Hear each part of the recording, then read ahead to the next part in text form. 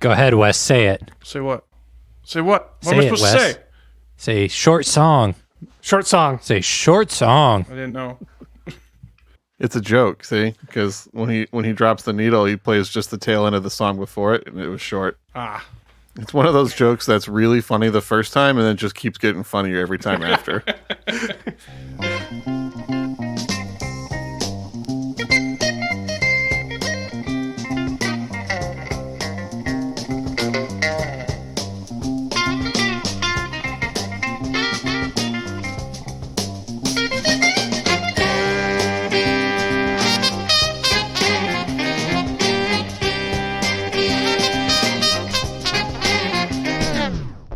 Welcome to I'd Buy That for $1, a podcast about inexpensive, common, and underappreciated records that are waiting to be rediscovered. I'm your host, Sean Hartman, amateur sandwich enthusiast. I'm half-assed wood stove installer Jeremy Ruggles. I'm Peter Cook, Ray Davies pronunciation advisor. Oh man, I was literally trying to think of a way to make that my title and didn't come up with anything good and just left it alone. So I'm glad that we were on the exact same wavelength once again there. There we go. And we're also joined by special guest Wes Wheat, who holds the distinction of being the only other living person aside from Jeremy Ruggles who has been regularly confused to be my brother. That one works. Hello. And Hello, other brother. Wes, yeah. I was just trying to think of like what some of your other distinctions are. You were a radio station DJ at the same college station that Peter and I were at. I was for about 9 years, I think I did. 8 or 9 years. Solid run. Yeah. I was Captain Zelato. I originally was on at 2 a.m. to 4 a.m. Wow. Then I was on 3 to 5 on Mondays. And then I did, what was my show called? Oh, The Show Never Ends Until 2. Prog rock show. Yeah. Did that Saturday nights, Sunday morning. I fondly remember that show. And I briefly did a jazz show at the end of my tenure until listeners annoyed me and I decided to quit. You know, jazz fans and jazz critics can both be a real bummer of a group of people sometimes. I got called out for being unknowledgeable on Ahmad Jamal trivia and Madlib trivia. Was it Sean that called and did this? Yeah, confession time, Sean. No, it wasn't Sean. Yeah. I wish it was Sean. I wouldn't have quit if it was Sean. I would have put him on the air. Yeah, exactly. You should have put the other guy on the air too. Yeah. What do you do nowadays, Wes? Nowadays, I am a film student at DePaul in Chicago. Is there a record you wanted to talk about this week with us? Wait, what if we talked about the weather instead? We could talk about the weather, but I'd rather talk about a record. It's cold and rainy out. It is. It's cold and rainy, right, guys? You know where else it's cold and rainy all the time? Where, Jeremy? England. Well, England. But what does England have to do the with this United record? Kingdom. I don't know. I can't. It's on the tip of my tongue. Well, why don't you give the people what they want and tell us what record we're going to talk about? Hey. I'm not hosting this app. Somebody else says it. Well, I'll do it. We're going to talk about the Kinks, everybody. We're going to talk about Give the People What They Want. Oh, their 1981 hard rock album? Arena rock album? You got that right. Finally trying to break into that American fan base by giving the people what they want. It had already broken into the American fan base at this point. Yeah, that's my true. friend. This comes after Low Budget, their 1980 album.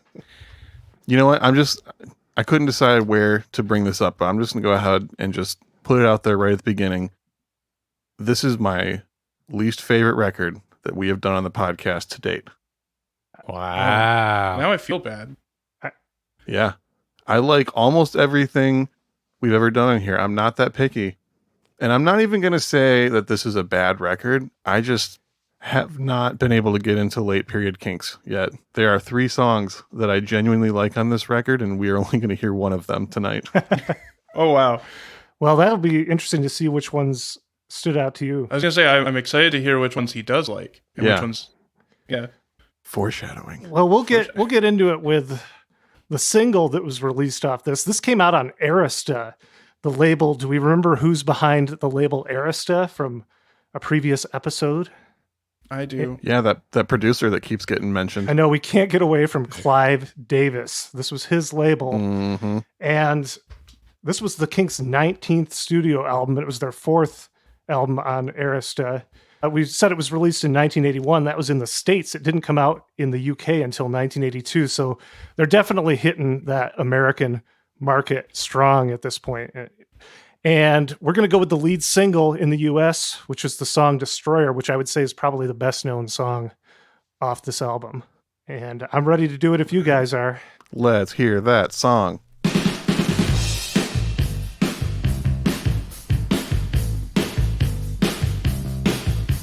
Met a girl called Lola and I took her back to my place.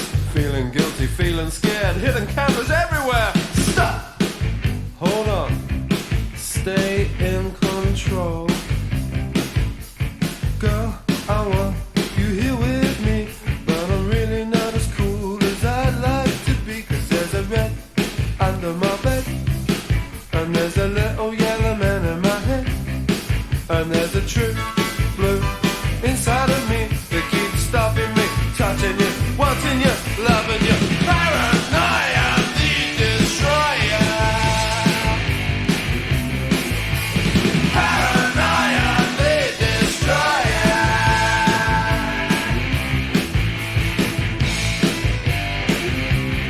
Well, I fell asleep, then I woke feeling kinda queer. Lola looked at me and said, ooh, you look so weird. She said, man, there's really something wrong with you.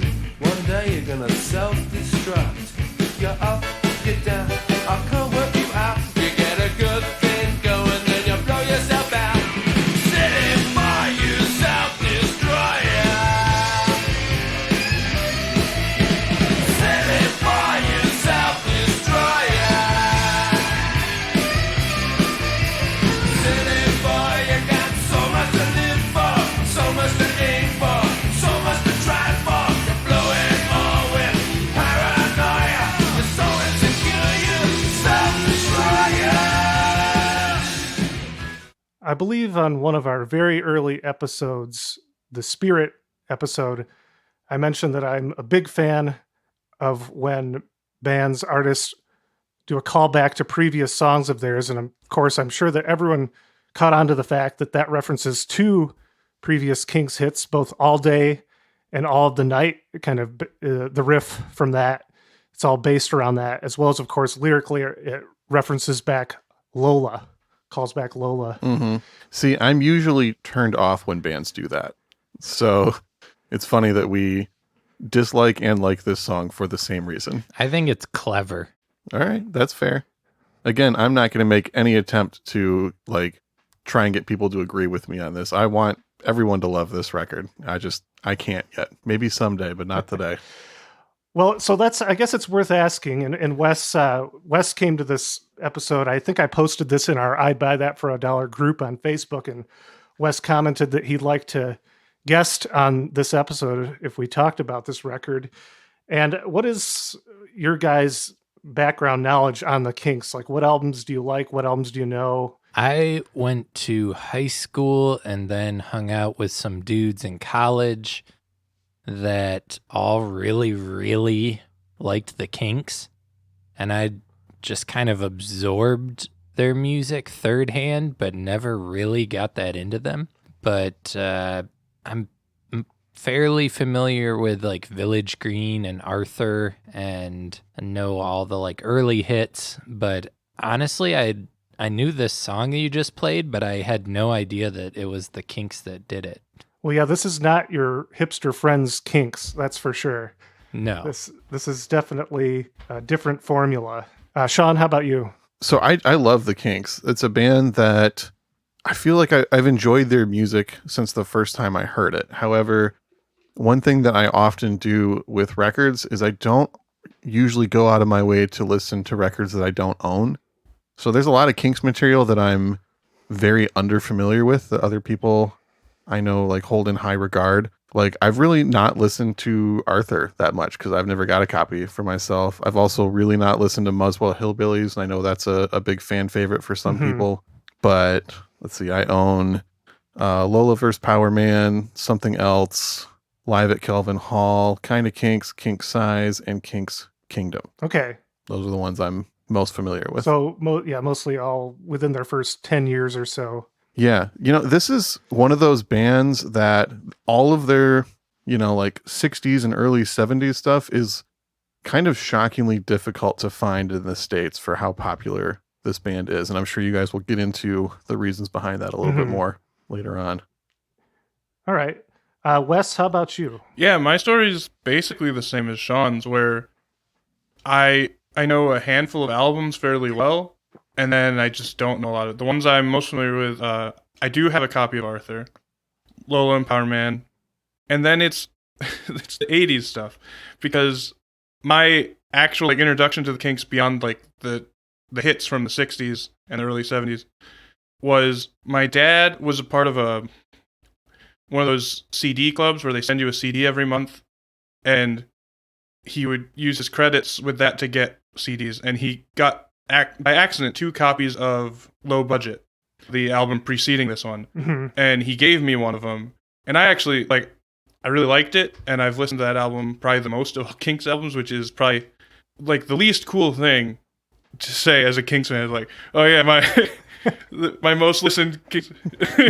I think it's the most cool. But I stand by Low Budget. I think it's a solid album. It's kind of in the same vein as this. They kind of were playing around with disco and punk because those were the new things at the time, and they're all almost in their 40s at this point.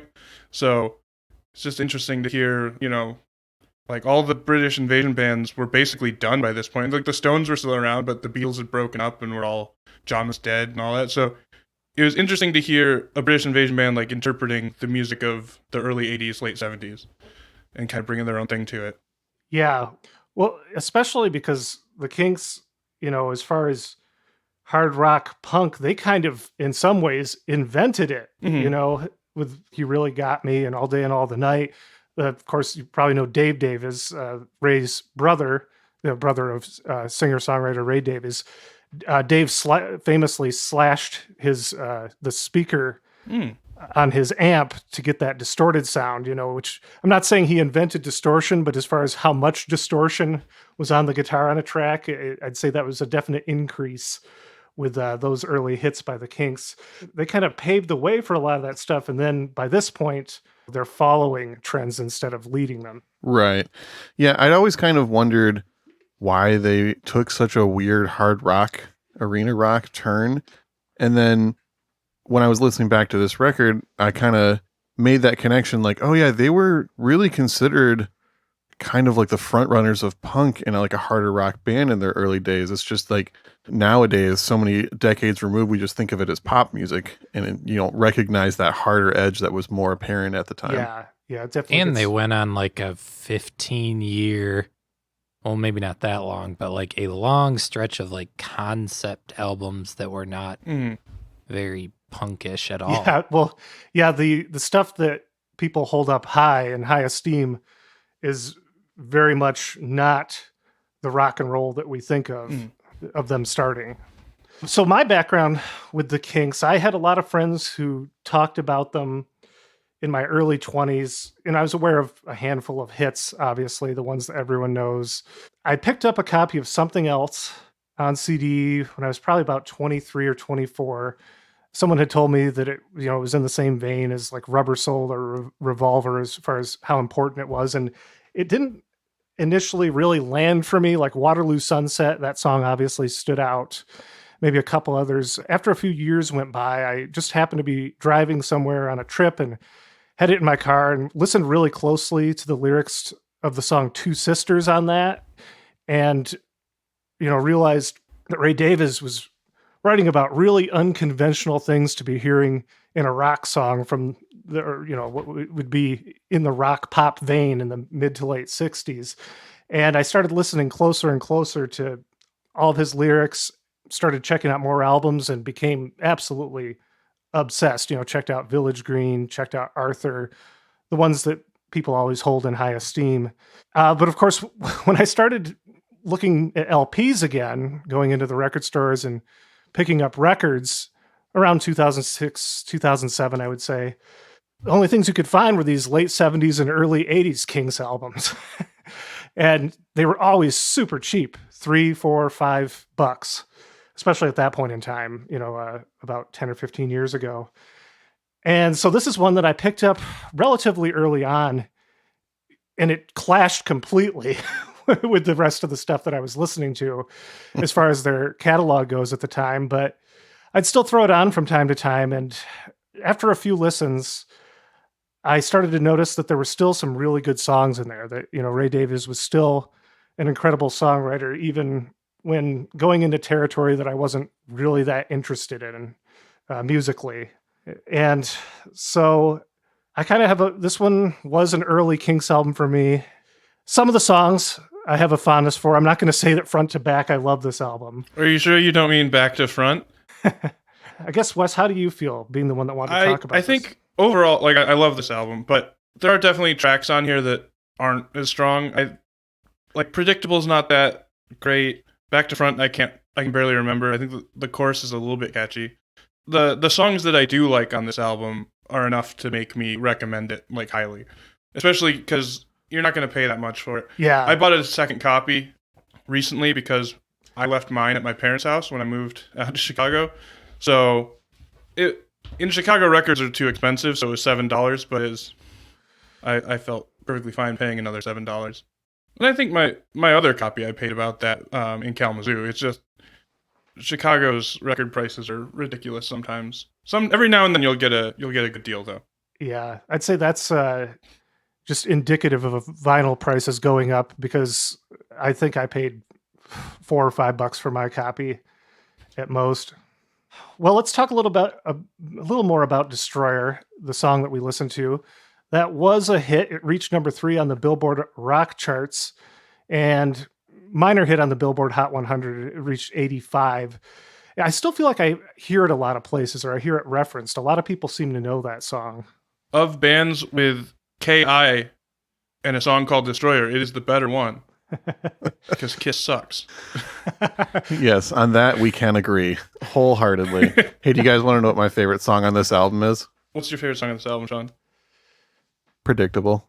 Oh, man. Oh my gosh. Well, how predictable. Yep. There's something for everybody on this record. There may just not be a lot of it depending on who you are. Well, and that's the thing is, a lot of these later Kinks records, and I haven't listened to all of them, they're not as strong as their 60s stuff and early 70s stuff. But I feel like there's songs for everyone on them. Someone's going to find something they like. Ray Davies is a diverse and strong enough songwriter that you're going to find something you like on his just about anything that he's ever put out. Something worth noting is just as far as the lyrical content of that song, there seems to be, in just doing some research, there seems to be a debate about what exactly that song is about. You see the narrator looking at his own self-destructive tendencies, and some speculate that it's about drugs and drug use. And people think a lot of the different colors that he mentions in there are different drugs. But it's worth noting that Ray Davies has been diagnosed with bipolar disorder. And he was diagnosed in 1973. And I guess his creativity is fueled by bouts of mania and hypomania. There's that line in that song, "You're up, you're down." And of course, people think with paranoia, people might think like paranoid schizophrenic. And it's very important to distinguish that bipolar disorder and schizophrenia are two very different things. And so this song could be about the double-edged sword of the debilitating effects and creative spurts that result from the mood swings associated with the disorder. And paranoia is a symptom of bipolar disorder. But I'd say overall, and maybe not just on that song, but a lot of the songs on this album have a feeling of overstimulation. Did any of you kind of pick up on that? Oh, yeah. It makes sense. Kind of like an overwhelming listen at times. I guess it was intended originally, Jeremy mentioned there were a lot of concept albums, and this was meant to be a commentary on the American media. And Ray Davies originally intended to make videos for all the songs, but that fell through. I don't think there was quite the funding or time to do that. Wasn't he involved with a film around this time period? Are you thinking of the Waterloo Sunset? Could be. I remember just like when I was reading through their bio, it said that they had like taken a break from recording albums at one point for him to work on a movie, and the rest of the band was pissed about it. Yeah, that might have been Waterloo Sunset. That was 85, so that would have been a few years after this. Oh, okay. I read an interview where he was talking about the inspiration for this album, and he mentioned specifically American television and how there was some show he was watching that was just consumers, and he was talking about how they're now just filming consumers and showing it to consumers, and it's this crazy feedback loop. And my brain was just like, oh, it's like social media. He like saw the grossness of that cycle, 40 years ahead of its time or something. Yeah, that does feel definitely like he's seeing things ahead of the curve. It also seemed like maybe he was making an excuse for why this album is called this, but then it actually is just him kind of giving the people what they want, as they say. Yeah. Oh, that's definitely something that he would do. That seems totally his MO. Oh, the movie that I was thinking of was Return to Waterloo. That was the name of it. I was mixing it up with Waterloo Sunset, but that might be the one. It was 84, it looks like. Okay. You know what band this album kind of reminds me of that I hadn't really made the connection before today is The Replacements. Well, I was going to say that I feel like in a lot of ways, Ray Davies and Paul Westerberg, there's a lot of similarities between them as songwriters. Mm-hmm. Yeah. Is there any particular like Replacements era you're thinking? Well, I mean, this record came out the same year as the first Replacements record, so I kind of wonder how much of an influence there might have been there. But I don't know, just in the way that the Replacements can be a little abrasive for people at first with that like heavy 80s production, and then once you actually listen to the songwriting, there's some really brilliant stuff kind of buried in these sometimes almost hair metal-esque productions, Yeah. And I feel that same way about later Kinks. Obviously, the Replacements records are much better than most of the later period Kinks records, but there's a lot of comparisons that can be drawn between the two bands, I think. Yeah, I mean, I remember being kind of put off when I started listening to the Replacements by some of the more like butt rock sounding songs. Totally. On their records, like one Dose of Thunder, I think, on Tim. Mm-hmm. But and there's like shredding and 80s production, but yeah, you see through that, you get over it, and you're like, hey, there's some really excellent songs here with some thoughtful lyrics. Yep. Yeah, I was going to actually say that I was going to make that comparison, that I feel like there's a lot of the qualities in both Ray Davies and Paul Westerberg as songwriters there's similarities that I appreciate.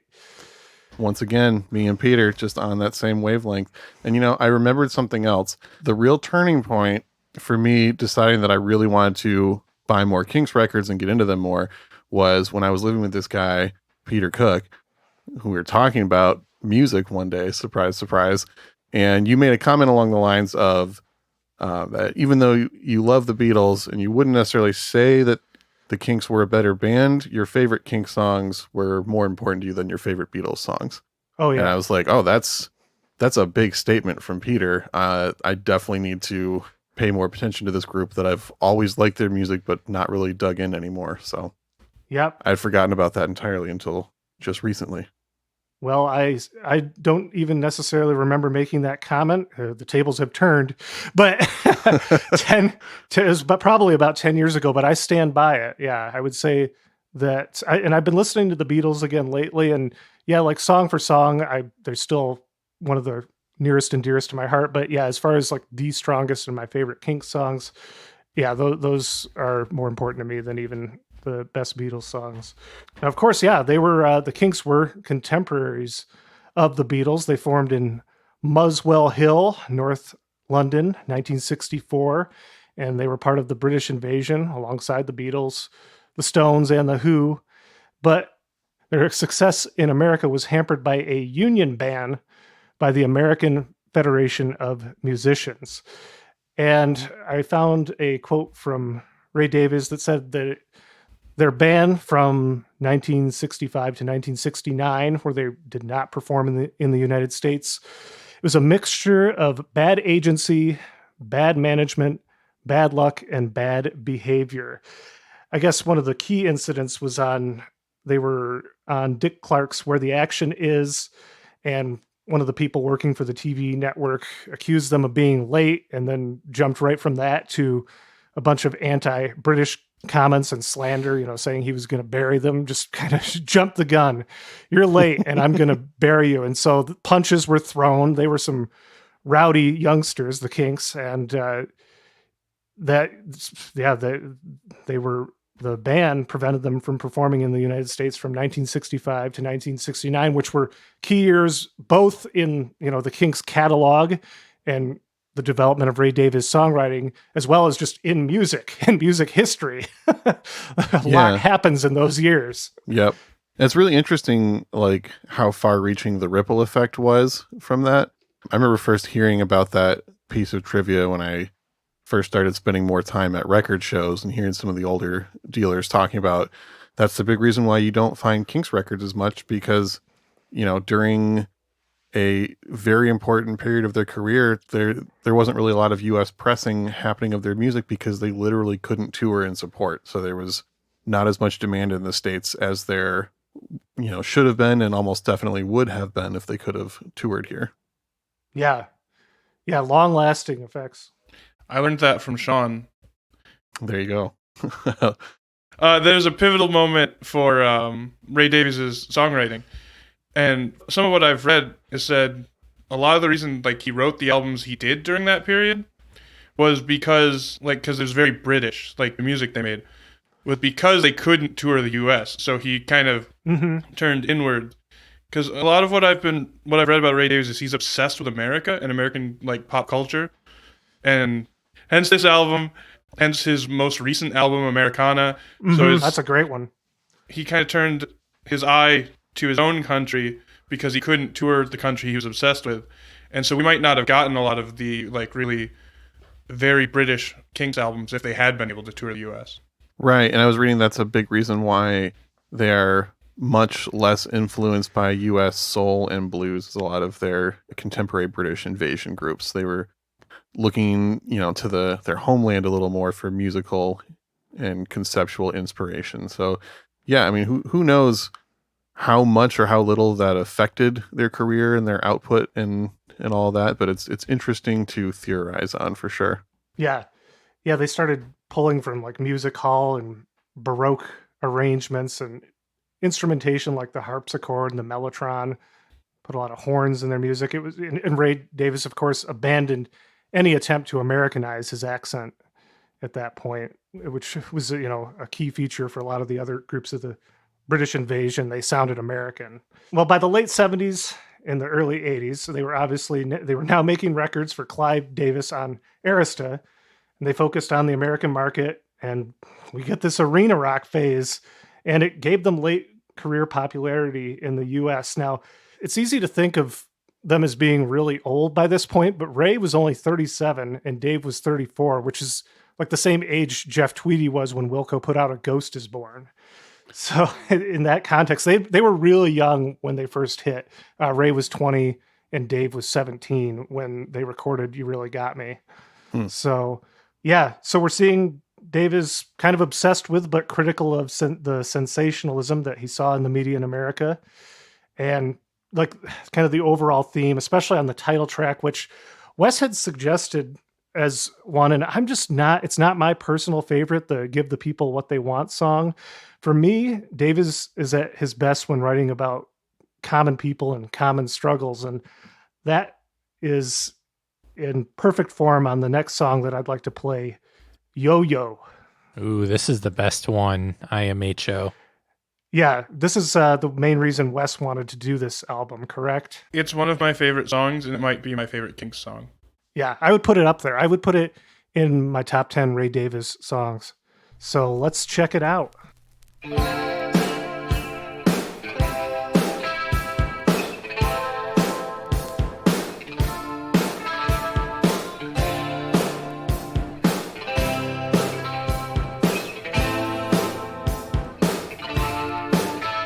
There are many different people living double lives. One for the office and one that they take home to their wife. He sits in the armchair, watches Channel 4, with his brains not expected home for an hour or more. He's still drifting to and fro like a yo-yo.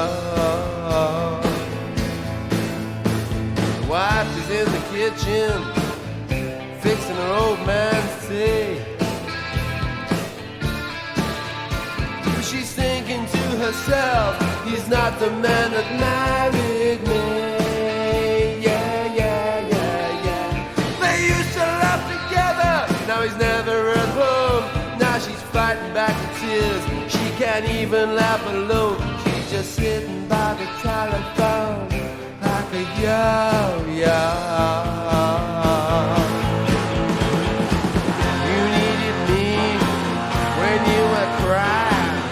Now you're laughing, I'm the last thing on your mind. First you love me, then you don't. I'm up and down like a yo-yo. Yo-yo. Oh, you thought you knew me really well. With people like me, you never can tell. You can only guess which way I go. You got me soft, but you don't know. I'm a yo-yo, just like a yo-yo on a string. I'm a yo-yo, little child playing with a yo-yo. Yo-yo. All right. I don't like that song either. It might be your guys' favorite, but I can't get into it. Now, here's the things that I do like about it. I think that's a really good example of how good Ray Davies is at having a song kind of subtly unfold as it goes along and become more interesting as it goes. Yeah. I think that song keeps getting better the farther you get into it, which is kind of cool. But I don't know, there's just too many elements that are just fully not my thing. I can't really get into that song. When I was listening to this album, the first two tracks I thought were okay, and then I really liked Killer's Eyes and Predictable, and then Killer's Eyes is really good. yeah, That's and then added up Destroyer and Yo-Yo. I was like, all three of these songs suck. I don't know if I can get through the rest of this album. Oh, wow. But I'm Very not well. saying I'm right on that. Again, I just want to be very clear here. Well, once again, I'm glad that there were some songs that you did like on it. And Wes, don't let that be where we leave this song. Tell us what you like Oh, about no. the song. Yeah. Yo-Yo, the first copy of this I bought, had a hype sticker on it, and the hype sticker said, featuring the singles Destroyer and Yo-Yo. hmm And That didn't happen. then I listened to it. No. Then I listened to it, and like, why was Yo-Yo not a hit? Because, like, it's better than Destroyer. And, like, I think Destroyer is a fine song. But Yo-Yo, it's back to, like, Peter, you're talking about Two Sisters from something else. Yeah. And I feel like these songs are kind of, in my mind, they're kind of connected.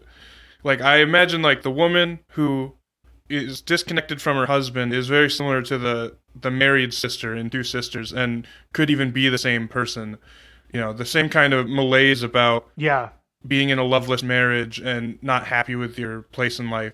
And I just think the lyrics of the song are really, really good about just, like, the more I listen to it, the more things pop out at me. I like the line, you needed me when you were crying. Now that you're laughing, I'm the last thing on your mind. I just think that's a really striking lyric. And just the way it's weird because, like, the song starts talking about individuals and then it sounds more like it's about Ray Davies. Yeah.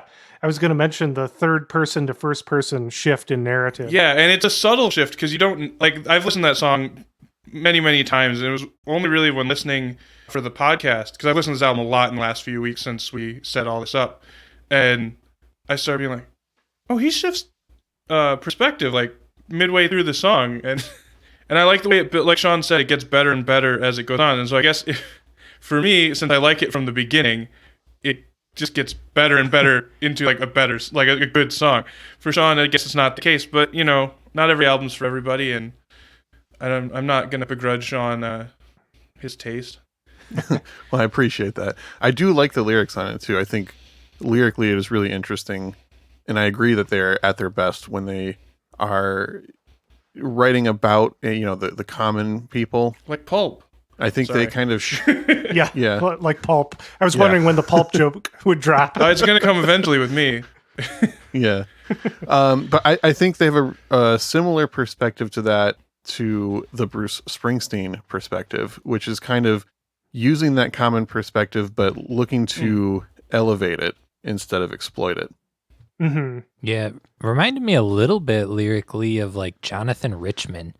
I guess the way he I took can hear kind of that. a silly metaphor of a yo-yo and turned it into like a pretty deep, interesting idea. Yeah. And just the way he sang a little bit too. There's kind of that like punky edge to it. Yeah, and at this point, Jonathan Richman would have been releasing stuff, so who knows who's influencing who. Yeah, and there's a really good YouTube video where they were playing Rock Palace, and if you just type Kinks Yo-Yo Live, it's like the first thing that comes up, and it's a good performance. You get a good solo from Dave, and Ray's having a blast on stage. Yeah, I would argue his solo on that is better than on the album. Yeah, I would agree with that. Dave solo. Well, yeah, I agree. That one definitely. I don't even know if I really first noticed this song when I bought the album, and then one day it just occurred to me what a phenomenal song it was. I feel like it starts subtly and then just builds and builds. Yeah, I love it. We want to talk a little bit about who the Kinks are on this record. It's not the same as all these like jazz and funk records with a lot of different. And we've done a lot of albums with a lot of studio musicians playing on them, and that's not the case here. We of course have Ray Davies on lead vocals, rhythm guitar, synth, and piano. His brother Dave Davies on lead guitar, backing vocals. There are no Dave songs on this album, and Dave does occasionally. He was not happy about that. I imagine. I watched a bit of the biography channel video on them on YouTube. I just skipped to the part that talks about the late 70s and the 80s, and Dave was not happy that he didn't get to write songs. Yeah. The more I saw of like the two of them in interviews and stuff, it felt like they were their generation's Gallagher brothers. But oh, absolutely. Yeah, their spiteful sibling rivalry just precedes them. Proto Oasis, as they say. much like were you saying Ramsey Lewis the other? No. Oh no, it was Earth, Wind and Fire. Sorry, I've been listening to a lot of your. There's the joke. He appreciates that about you. I do want to clarify something about that Earth, Wind and Fire with the "What's the Story, Morning Glory." You can cut this out, but they probably got the phrase from the musical Bye Bye Birdie because it's prominently featured in one of the songs. The Tell the Story, Morning Glory. Yeah, What's the Story, Morning Glory. Yeah, but let's pretend they got it from Earth, Wind and Fire. yeah. Trevor had proposed that theory, which I thought was pretty funny. As a listener, I thought it was funny too. So, oh, good. I'm glad that we're getting the laughs. Glad we're giving the people what they want. Yeah. Woo, bring it back. So, of course, we have original Kinks drummer Mick Avery playing on here. We do not have the original bassist, Peter Quaife. We're several bassists removed from him at this point. We have Jim Rodford. He'd been with the Kinks since 1978 at this point. He had played with Argent prior to that. He's a cousin of Rod Argent. Yeah. Of course, from the Zombies. I guess Jim Rodford later played in some Zombies reunions. And on keyboards, we have Ian Gibbons. He had been with the Kinks since 1979 at this point. And he also played in Dr. Feelgood. He played with Susie Quattro and Randy California from Spirit. Or a few people that he's played with. And one more person on this record to mention. On guest vocals on 4 songs, we have Chrissie Hynde. It's true. Oh, yeah. Oh, that makes a lot of sense. She and Ray were in a relationship at the time, and they ended up having a daughter in '83, which I did not realize that Chrissy Hynde and Ray Davies had a daughter together. I was unaware. So it's news to me. Yeah, and I'd like to play a song that she is prominently featured on. You can hear her very well on Add It Up. Sean's not going to have a good time. I know. We're not giving That's fine. not giving the hard bargain what he wants. I'm just glad Jeremy isn't left out with me and the hater. He's not the only one. Sometimes other people dislike things too. It's not just Jeremy. I don't hate this album. Well, I'm saying you've hated more albums than either of us so far. Wow. It's not Right. that many. I know. It's going to throw me under the bus, huh? Actually, have you disliked any records we've done other than the 10cc one? I don't think there's been an album we've done that I've wholly disliked like that one, no. Okay. There's like albums where I'm like spotty on, but Yeah. All right, so we added it up and it was 1. Let's add it up again. All right. Well, Jeremy and I are 1 for 1 now. Peter, are there any records we've done that you didn't like? Peter hates Earth, Wind, and Fire. No. He just is too polite to say it. Yeah. Yeah, that was atrocious, but everything else I've dug. He didn't want to insult the guest. Sean's fine with it. All right. Now, Jeremy and I have to work extra hard to find a record that Peter doesn't like. Yeah, why don't you bring a Pearl Jam album? Gross. No way.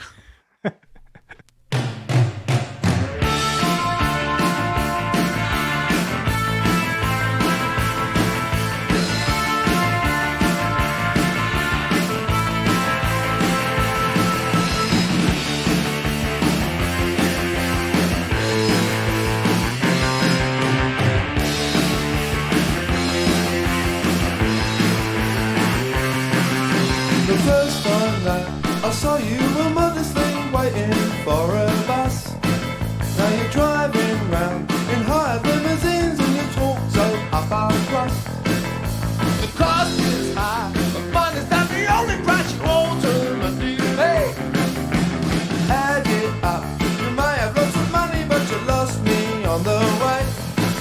Add it up, oh, add it up.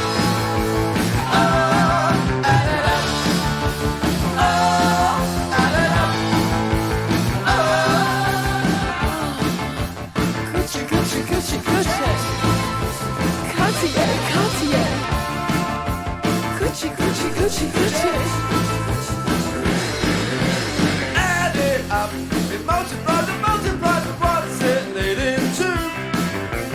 Add it up, the only thing subtracted is the love I had for you. So add it up, oh, add it up, oh, add it up, oh, add it up, oh.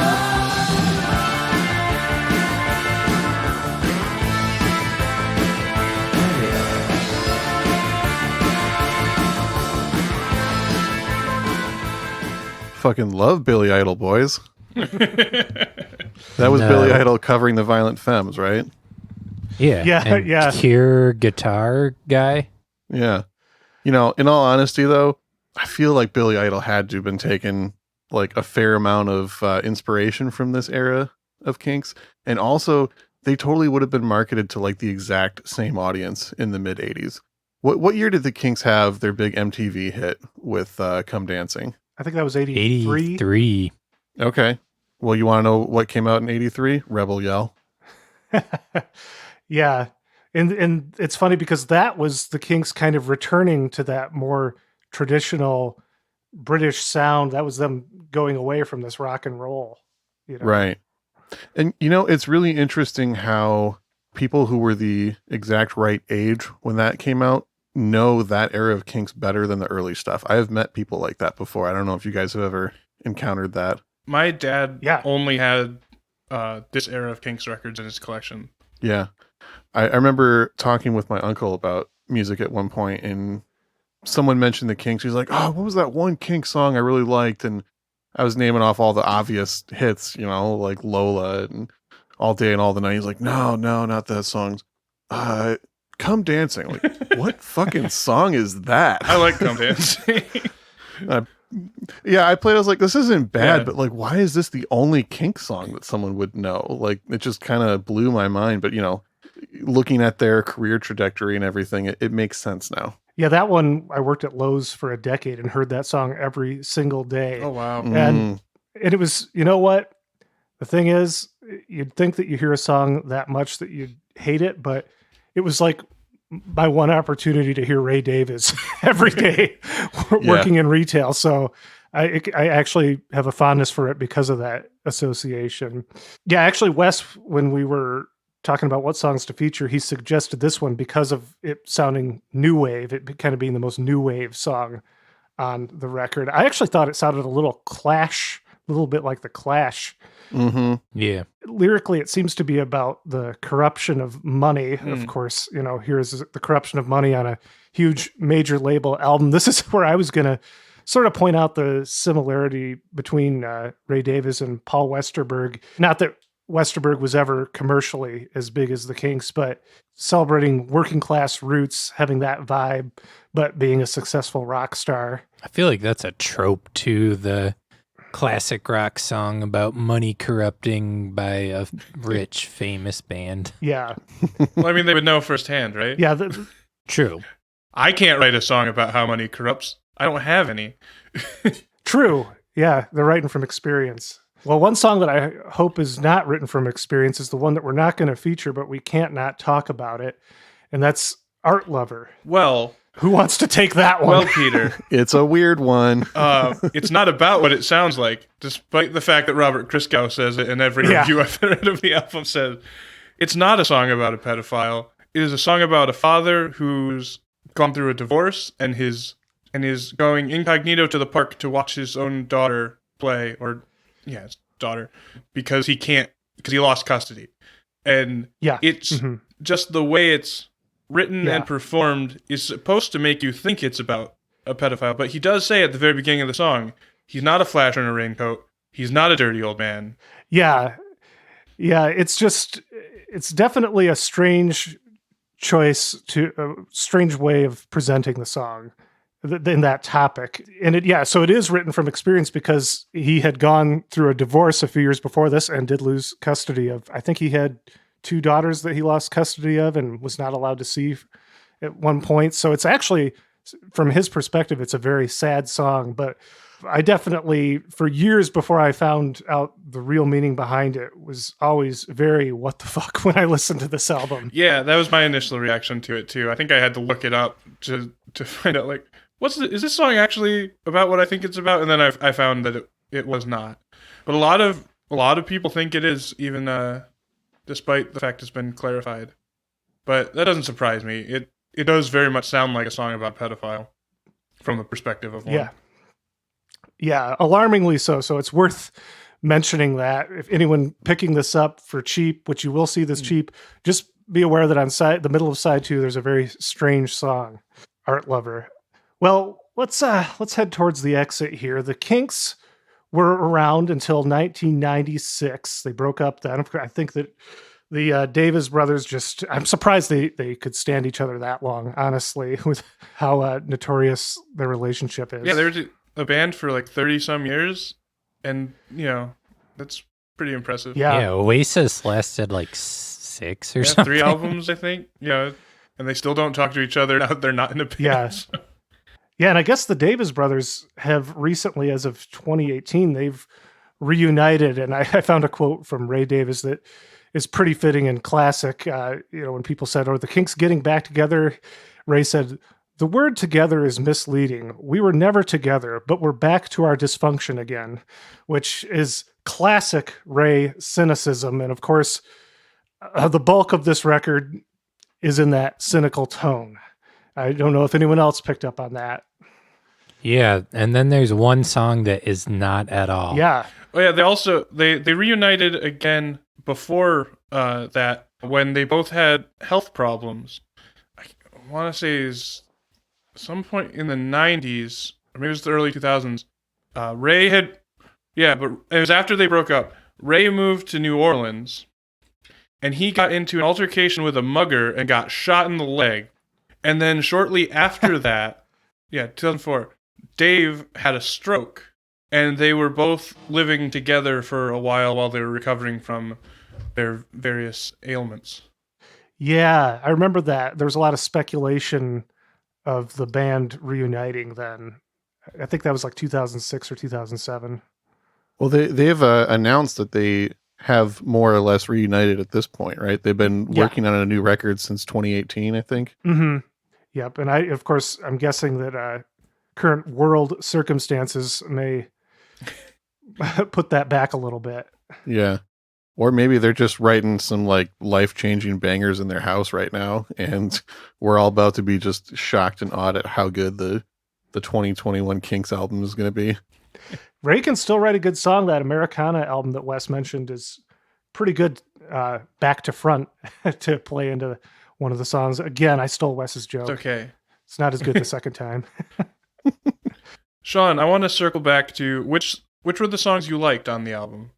You said there were 3 songs you liked, and the rest of it was not your thing. So you said Killer's Eyes. Yeah, Killer's Eyes and Predictable I really liked, and the other song I really like is the song Better Things that you guys are going to play. Okay. Killer's Eyes. I was listening to this walking home from work the other day, and I noticed the drum sound on that was reminding me of Peter Gabriel's Intruder. Ooh, interesting. It's just kind of the same rhythm and the way it sounds kind of got that like gated sound to it, which I thought was right.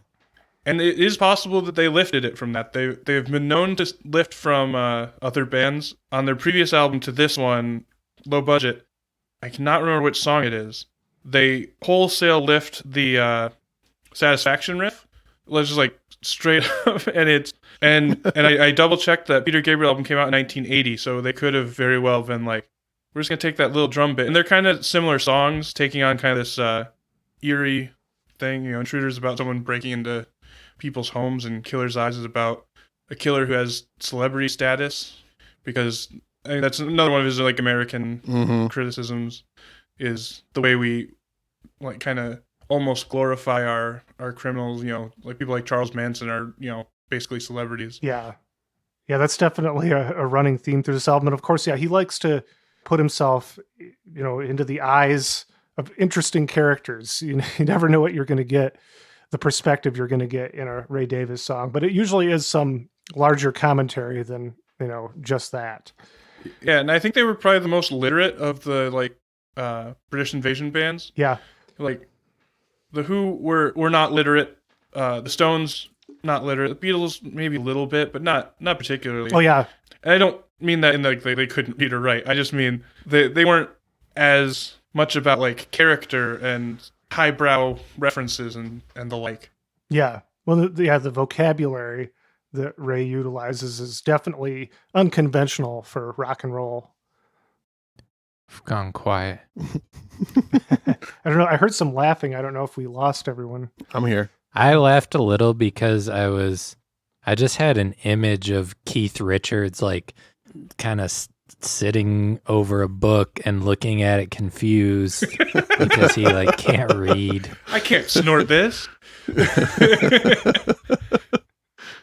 I've read Life, Keith Richards' book.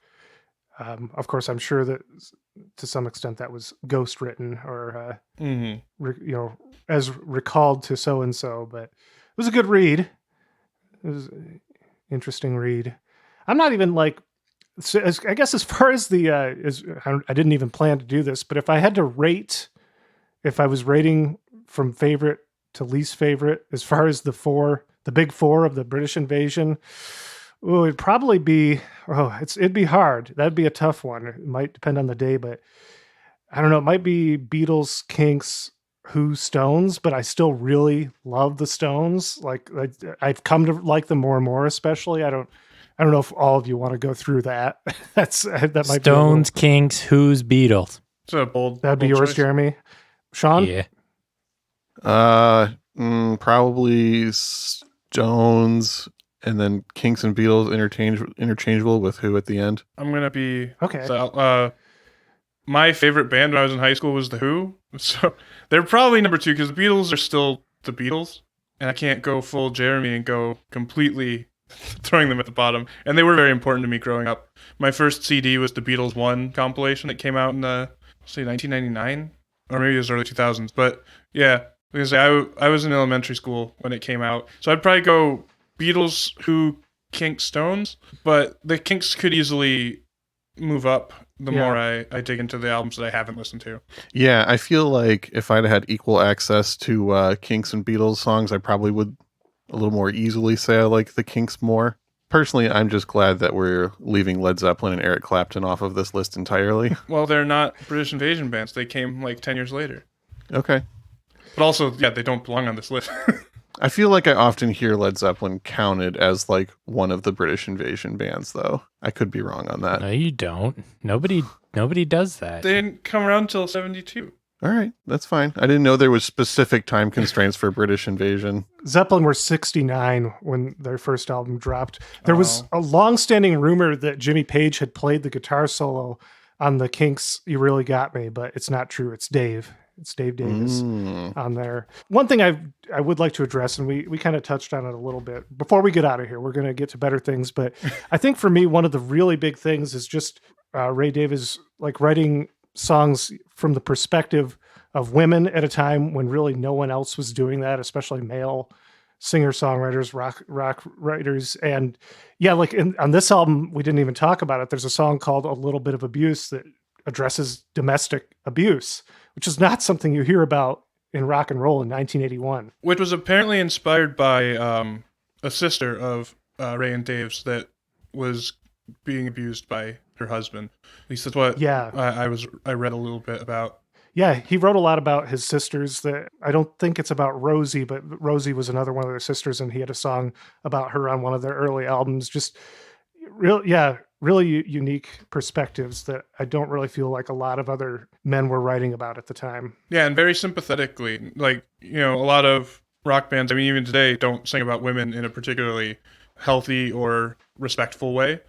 And I think, for the most part, the Kinks do. Yeah, definitely. Well, I'm ready to leave on a note of optimism with better things. Of course, always you can check us out on Instagram and Facebook. You can subscribe to our Patreon, patreon.com/I'd Buy That Podcast. And the link is in the show notes as well. Any of y'all got anything else or anything you want to say about it? We should talk about better things, because for me, we talked about all that cynicism, and this leaves things on a note of optimism, which Jeremy, I'll just get to it. I'll say it for you, Jeremy. You can say your piece more, but Jeremy, before, when we were first setting up, said that for him, it feels false because of all the cynicism that comes before it. It doesn't feel earnest, which I've never had that feeling when listening to this. I feel like it's what Ray doesn't want to leave you in that cynicism that he used to address a lot of problems in society. He doesn't want to leave you feeling that down like that. So, I mean, to me, it's real, but tell us how you feel, Jeremy. I think he should have stick to the gambit, just stuck with it, not tried to tack it on at the end. Just make a Nebraska. Every song is a bummer. Yeah, don't like... Well, I don't know. To me, it feels like movies where like things are going bad, or like a scary movie where everyone's dying, and then at the end, like everything turns out good. And it's like, no, that's... Give the people what they like want. Weird Hollywood. It's like the... Want to keep the customers happy kind of vibe that I don't like. Yeah. The Tony Scott ending of True Romance versus the original Quentin Tarantino version, which no one knows what I'm talking about. I guess my my counter to that would be, I don't think Better Things is an uncynical song. I think, because it's not saying things are going to be better. It's saying, I hope things will be better. And I hope. Like, I think even people who have a more pessimistic worldview don't want the world to be worse. They want things to be better. They just realize that they aren't currently. And so I think, he's saying, I want things to be better, but they aren't necessarily. I hope tomorrow brings you better things. Because what's the point of bringing up all the shitty stuff in the world if you don't have some sort of hope to change it? Like, that was a criticism Bob Dylan got a lot, was like, you write all these protest songs, but you don't offer any solutions. It's like, that's not my job. But at least, I'm starting the conversation. Ray is trying to Getting say, it out there. yeah, things suck right now. But if we all do our part and try to make things better, maybe they will be. And I don't know, right now, with the way things are going, I can kind of get behind that message. Shit sucks. But let's try not to make shit suck in the future. It's very fitting. Hell yeah. Yeah. I feel it's very apt for the way the world is right now to end on this one. So, real quick, I have not made the Spotify playlist in advance for this episode, but I've been making a list of artists that I will likely include on there. If you guys want to hear the list I've got real quick and maybe add a few. Yeah, let's do that. So, I was thinking The Jam has some similarities to this group. The Jam, yeah, makes sense. I don't have songs in mind yet. I just like the band in general. And some of the records you can still find pretty cheap, especially the later stuff. Yeah, some of the later stuff you can still find cheap. Okay. I think Hall & Oates might have a little bit of similarities here that people could get into. The Pretenders, like we mentioned, Billy Idol, Blondie, another one. Mm-hmm. A really cool power pop group that I don't often hear get talked about is a band called The Sports. They had a minor hit with a song called Don't Throw Stones. Okay. I'm not sure I'm familiar with them. Yeah, well, that's a band I've kind of had on the back burner if I want to do an episode on them at some point, but I think there's some similarities to this record. Peter Gabriel, like we mentioned, Cyndi Lauper, I think is a really good one. Okay. Another group that is extremely cheap but has some pretty good songs, The Knack. No, yeah. It's sometimes when I would talk about the Kinks, people would say, "Yeah, my Sharona." I'm like, no, that's The Knack. I love the first Knack record, Get the Knack. It's got some great power pop on it. Yeah, and then the last thing I put on the list, another power pop guy that I think is pretty cool, Nick Gilder. Nick Gilder. I've heard of him. I haven't listened to him though. I see his stuff around. I was thinking you could pop some Marshall Crenshaw on there. Ooh, that's a good one. I would do that. There's a track by Gold Earring that I think would fit on there called Ce Soir, Kill Me. It's from their album Switch. Okay.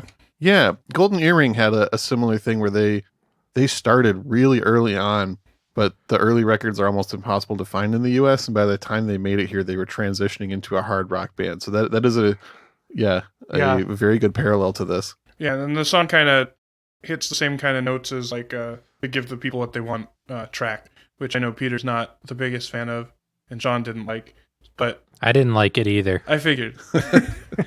Wow. I'm more of a side 2 guy with this record. Side 2 is where it's at for me. When I don't have time to listen to the whole album, I just put side 2 on, because side 1's all right, but it's not side 2. Yeah. Are you going to have any I'd Buy That alumni Ian Matthews, perhaps?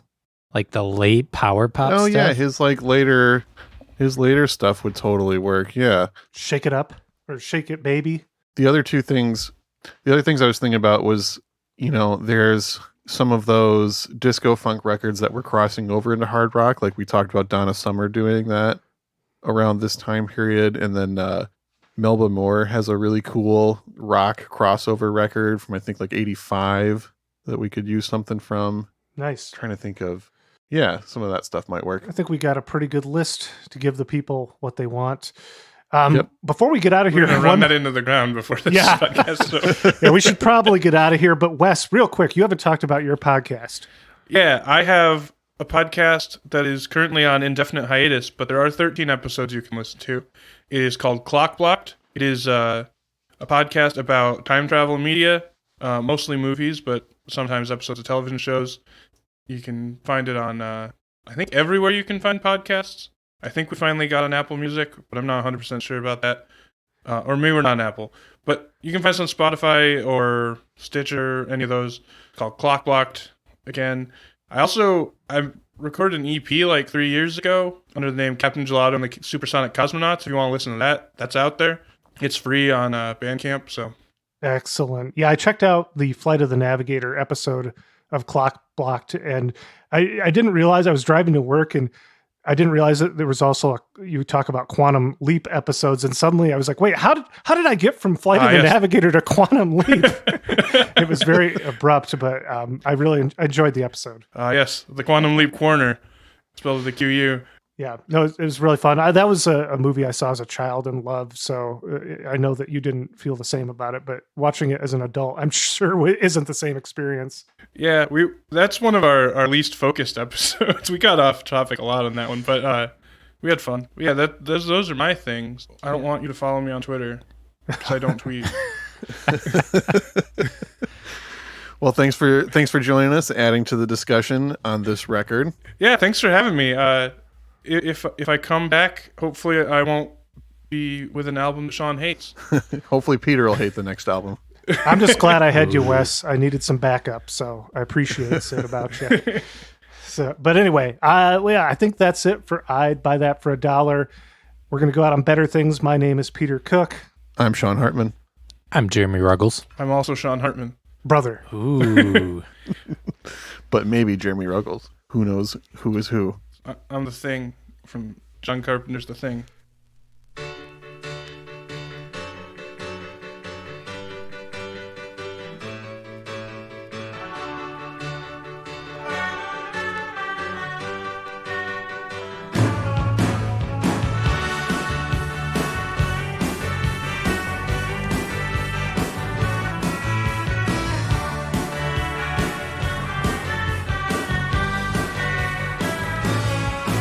Is wishing you the bluest sky and hoping something better comes tomorrow.